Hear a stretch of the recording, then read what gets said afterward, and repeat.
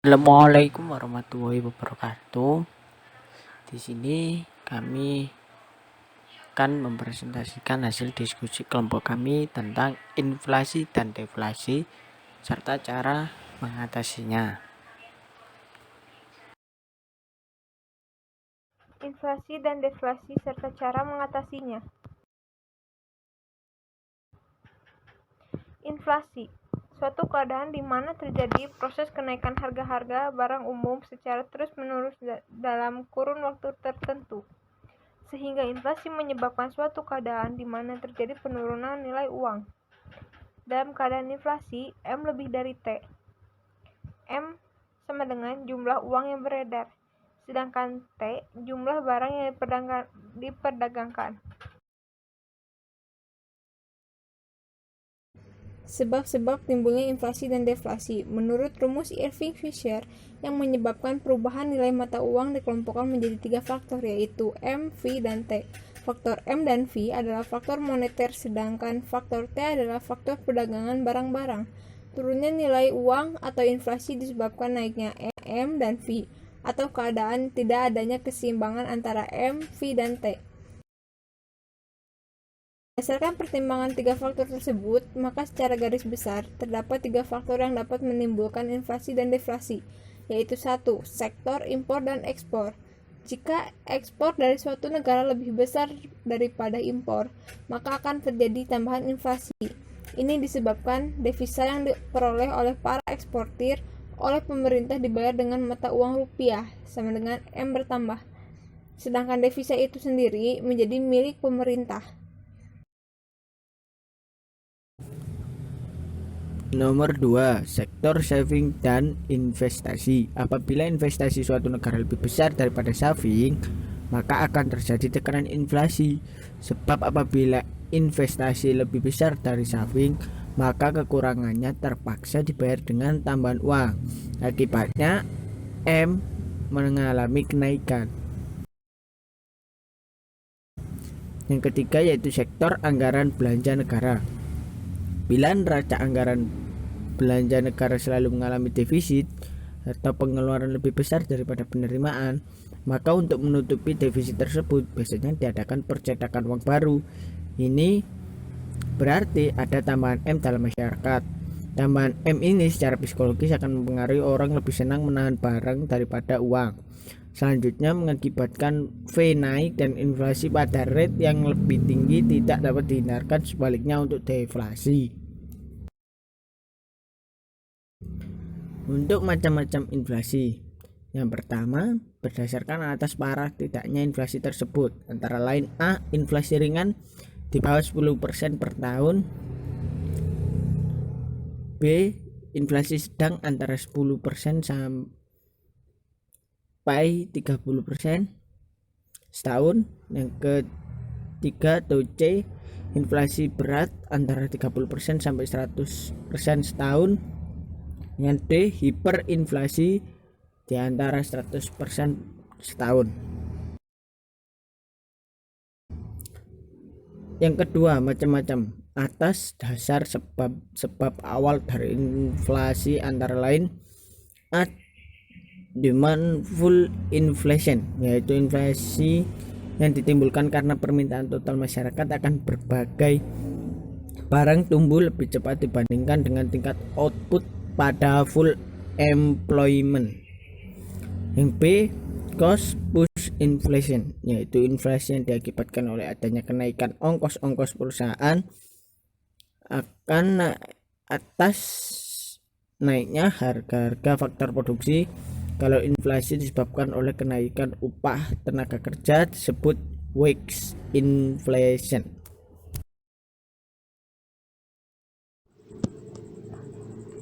Bottleneck inflation ialah inflasi yang disebabkan oleh berubahnya struktur pemerintahan yang lebih cepat daripada pergeseran-pergeseran di dalam peredaran barang atau distribusi barang.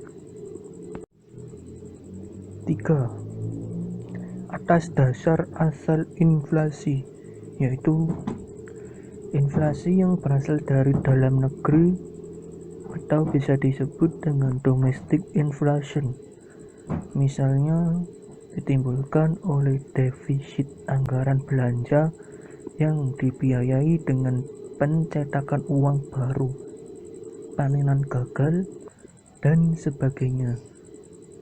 Inflasi yang berasal dari luar negara atau imported inflation misalnya ditimbulkan oleh kenaikan harga-harga barang impor dari luar negeri. Dampak inflasi. Pertama, pertumbuhan ekonomi negara terhambat. Kedua, masyarakat berpenghasilan rendah tidak bisa menjangkau harga barang yang tinggi. Ketiga, nilai mata uang turun.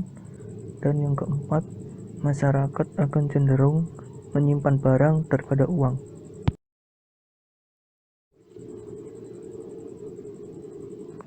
Cara-cara mengatasi inflasi. A. Melalui kebijakan moneter.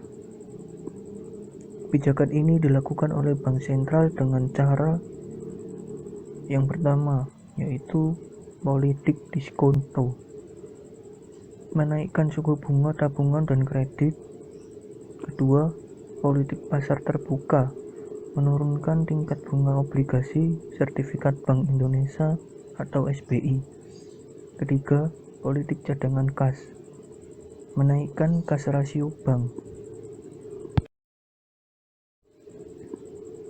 B. Melalui kebijakan fiskal, dilakukan oleh pemerintah dengan cara mengurangi pengeluaran pemerintah, menaikkan tarif pajak, dan mengurangi utang luar negeri.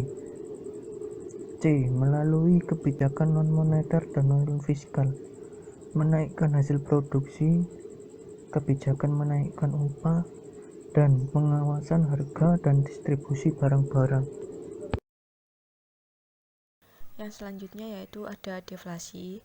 Deflasi di sini adalah suatu keadaan di mana dalam perekonomian terjadi proses penurunan harga atas barang-barang umum secara terus-menerus dalam kurun waktu tertentu,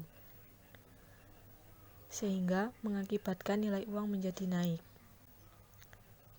Di sini dijelaskan dalam keadaan deflasi, M kurang dari T.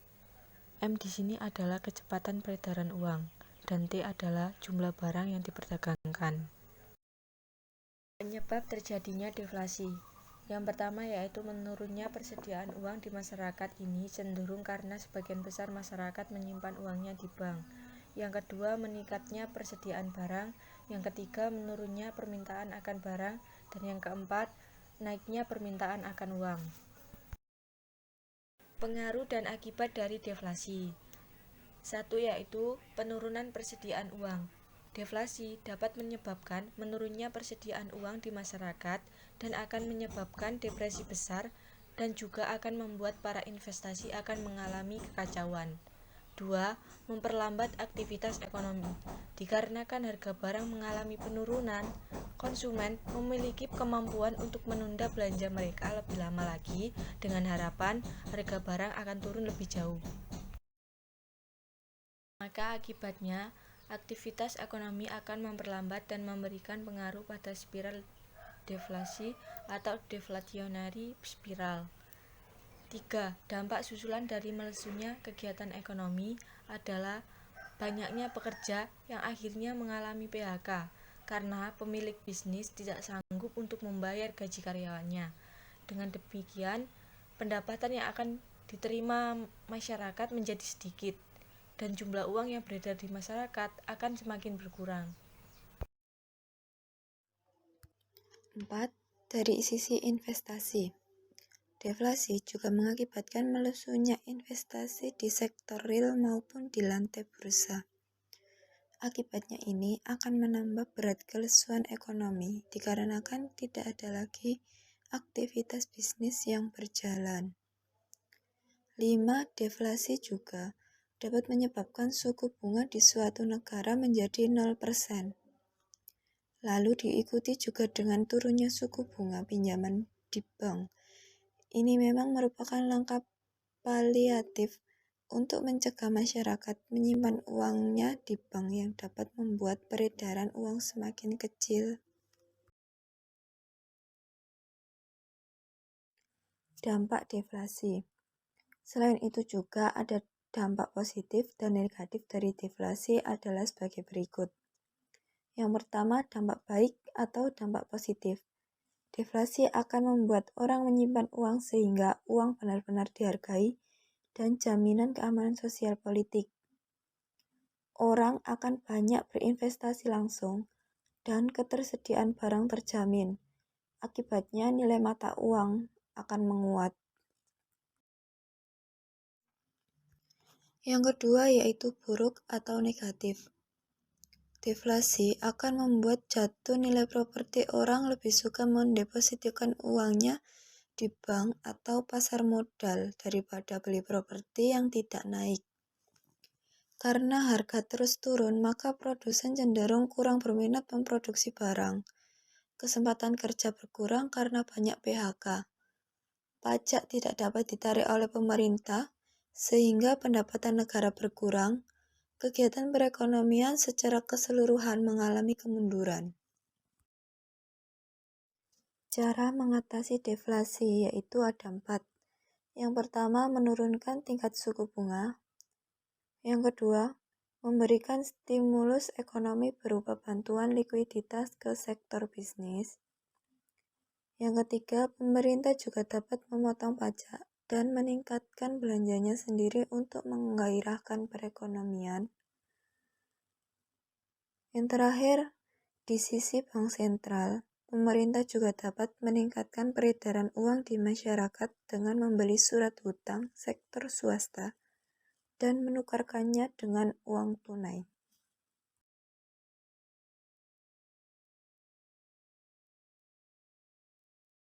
Sekian presentasi dari kelompok kami, kurang lebihnya mohon maaf. Tiada kata yang retak, kesempurnaan hanya milik Allah Subhanahu wa taala. Wabillahi taufiq wal hidayah, wassalamualaikum warahmatullahi wabarakatuh.